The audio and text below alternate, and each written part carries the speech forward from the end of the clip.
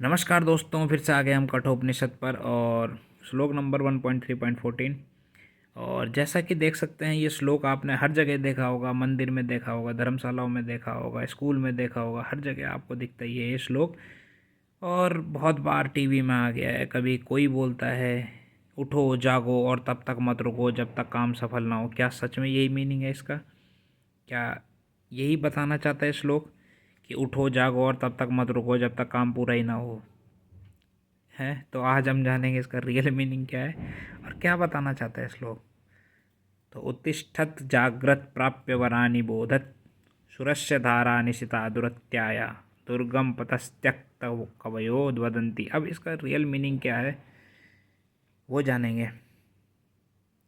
उठो जागो और श्रेष्ठ गुरु। अब गुरु कौन? गुरु जो सत्य की ओर ले जाए, सत्य को प्राप्त। तो वो क्या कह रहे हैं? जो सत्य को प्राप्त कराए, माने श्रेष्ठ गुरु सत्य को प्राप्त करके आत्मज्ञान को समझो, क्योंकि यह मार्ग तेज उस तरह की धार जैसा है जो बहुत ही कठिन है, बहुत ही सूक्ष्म है और जरा सी चूक में विनाशकारी। ऐसा ज्ञानी कहते हैं। ठीक है, तो यह तत्वज्ञानी लोग उस मार्ग को वैसा ही दुर्गम बदलाते हैं। तो यह है इसका रियल मीनिंग। हम क्या कहते हैं? उठो जागो तब तक मत रुको जब तक काम सफल ही ना हो। अरे इसकी बात तो आज तक स्वामी विवेकानंद जी ने करी ही नहीं। हम उसको किसी और ही जगह जोड़ देते हैं। रियल मीनिंग जो था हमने बिल्कुल, जो व्यक्ति होता है, व्यक्ति क्या करता है कि अपने आप को सरल बनाने के लिए और बड़ी बड़ी चालें चलता है कि वो जो असली सत्य है उसको छुपा पाए, ताकि उसकी ज़िंदगी जो थी वो वैसी ही चलती रहे। समझ रहे हो? तो ये क्या है? ये श्लोक सफलता, नौकरी, पैसा या बाहरी उपलब्धियों के लिए नहीं था। यह श्लोक आत्मा, मृत्यु और मुक्ति के बारे में था, है और रहेगा। और यही बात हमने क्या किया इसका कि जो श्लोक है उसको किसी गलत ही दिशा में ले गए। तो उत्तिष्ठत, उठो, लेकिन किससे? उठना किससे है? उठने का मतलब ये नहीं कि बेड से उठ के चलो, सुबह जल्दी उठ गए, मेहनत कर दी, दौड़ भाग लिए, ये उठना हो गया। बस ये रियल मीनिंग हमने इसी का निकाल दिया कि उठ जाओ। असली मतलब क्या था कि अज्ञान से उठो। नींद यहाँ शरीर की नहीं, चेतना की नींद की बात करी जा रही है। जो हमारी चेतना की नींद है, जो सोई हुई है, उसको जगाने की बात करी जा रही है। जैसे हम जी रहे हैं पर सोच नहीं रहे बिल्कुल भी, बस चले जा रहे हैं लूप में एक। हम मान रहे हैं पर जांच नहीं रहे हैं। हम भीड़ में हैं पर सच सच में जागे नहीं है एक तरह से। तो अब क्या है कि आगे देखते हैं। उत्तिष्ठत समझ गए? उत्तिष्ठत क्या हुआ? जागृत क्या है? जागो, लेकिन किसके लिए जागना है? हमने ये कहा कि अलार्म क्लॉक लगा दिया कि उससे जागना है हमें। तो ये इसका मीनिंग था कि अपने कर्मों के प्रति जागो।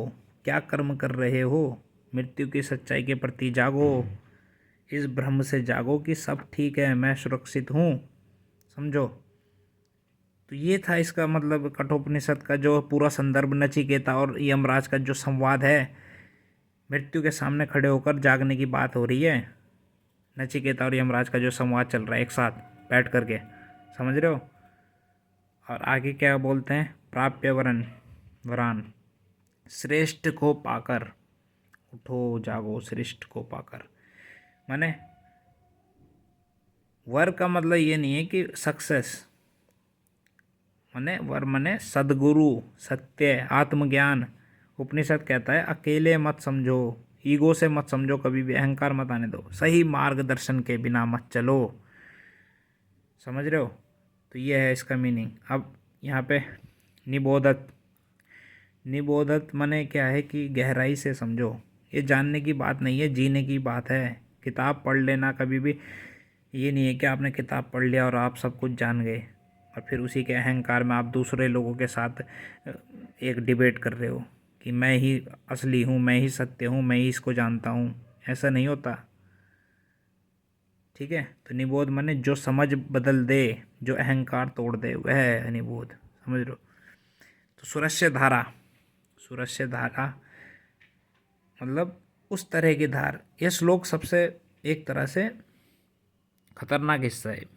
माने क्या, उपनिषद यहाँ पर चेतावनी दे रहा है एक तरह से कि आत्मज्ञान का जो मार्ग है बहुत ही पतला, बहुत ही तेज, जैसे तलवार की धार है ना, उसके जैसे उस पे चलने जैसा जोखिम भरा है। जरा सा ईगो आ गया तो गिरावट, जरा सा अहंकार आ गया तो पतन होगा, अहम, और जरा सा दिखावा आ गया तो आध्यात्मिक मृत्यु। दिखावा कैसे? दिखावा ऐसे कि किसी व्यक्ति ने आपको आकर के बोल दिया कि आप तो बहुत ही अच्छे दिख रहे हो इस वेशभूषा में, आपने एक तरह का चोला ओढ़ लिया है भगवान का, और त्रिपुंड लगा लिया है, जो भी कुछ लगा लिया आपने, और फिर आपके भीतर ही भीतर वह दिखावा आ गया। अब मैं डेली करूँगा ये चीज़, अब मैं इससे भी सुंदर वस्त्र पहनूंगा, अब मैं इससे भी और अलग तरह का तिलक धारण करूँगा, मालाएं धारण करूँगा। तो ये चीज़ है, ये दिखावा है।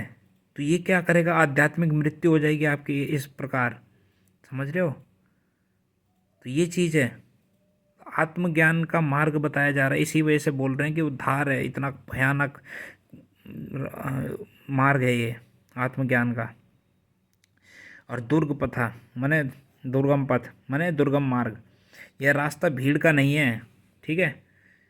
भीड़ का रास्ता नहीं है ये कि भाई सब एक ही भेड़ चाल में चल रहे हैं, पर कोई जा भी नहीं सकता इसमें, आसान नहीं है। क्योंकि अकेले चलने का रास्ता जो होता है खुद से लड़ने का रास्ता है, समझ रहे हो? तो आगे क्या बोलता हूँ कि कवया वदंती, माने ज्ञानी ऐसा कहते हैं कि उपनिषद यहाँ पे क्या कह रहा है कि उपनिषद खुद ही कहता है कि यह मेरी राय नहीं है, ये अनुभवी जो ज्ञानी लोगों का निष्कर्ष है एक तरह से। मैं नहीं कह रहा हूँ, जो बड़े से बड़े तत्वज्ञानी लोग हुए वह बता देते हैं ऐसा कि दुर्गम मार्ग है यह। तो ये चीज़ है, इसका मीनिंग ये था, इस श्लोक का मीनिंग। हमने क्या कहा कि स्वामी विवेकानंद जी ने क्या कहा कि उठो जागो, और वो हर जगह फ़ोटो के साथ चिपका मिलता है, हर जगह उठो जागो और तब तक मत रुको जब तक काम सफल ना हो जाए। कईयों ने तो पता नहीं क्या क्या जोड़ दिया है, जब तक मृत्यु को ना पा जाओ तब तक चलते ही रहो इसी मार्ग में। मतलब जो जॉब के पीछे उन्होंने हर उसमें लिख दिया है, कोई आईएएस की तैयारी कर रहा है तो उसने उसमें लिख दिया है। तो ये है, समाज ने इसे अपने जैसा ही बना दिया, सक्सेस मंत्रा बना दिया इसे एक तरह का, आत्मज्ञान भगा दिया, यहाँ से निकाल दिया। तो ये मृत्यु, संयम, त्याग सब हटा दिया इसमें से, श्लोक में से जो था, जो सुनने की ज़रूरत थी जिस जिस चीज़ को, वो हटा दिया बिल्कुल ही, क्योंकि वो बहुत ही फेमस श्लोक था और वो हटा दिया मेन चीज़। तो उठो इसलिए नहीं कि दुनिया जीत लो, बल्कि इसलिए कि खुद से हारना बंद कर दो। जागो इसलिए नहीं कि दौड़ तेज हो जाए, बल्कि इसलिए कि गलत दिशा में दौड़ना रुक जाए एक तरह से, ठीक है? तो ये चीज़ है, इसको जानो, श्लोक को बार बार इसको रटो। उत्तिष्ठत जागृत प्राप्य वरानी बोधत। और अगर ये ज़रूरी भी नहीं है, अगर श्लोक नहीं याद हो रहा तो ये इसको माइंड में रखो अपना। हिंदी समझ आ रही, हिंदी में पढ़ो, हिंदी में उठो जागो और श्रेष्ठ पुरुषों के समीप जाकर ज्ञान प्राप्त करो। कई लोग कह रहे हैं कि हम श्रेष्ठ ही नहीं है, तो वो जानो, श्रेष्ठ पुरुष माने किसकी? अपने आप की भी बात करी जा रही है कि सत्य के पास जाओ, ठीक है? गुरु, 24 गुरु सुने हैं ना? 24 गुरु किसके हैं? 24 गुरु दत्तात्रेय जी के। तो उन्होंने तो नहीं कहा मेरे पास गुरु की कमी है, उन्होंने तो पूरे प्रकृति को ही गुरु बना दिया। तो वो चीज़ है, ठीक है? तो आई होप आपको समझ आया होगा ये श्लोक, और जिसको नहीं आया दोबारा रिवर्स करके सुने। धन्यवाद।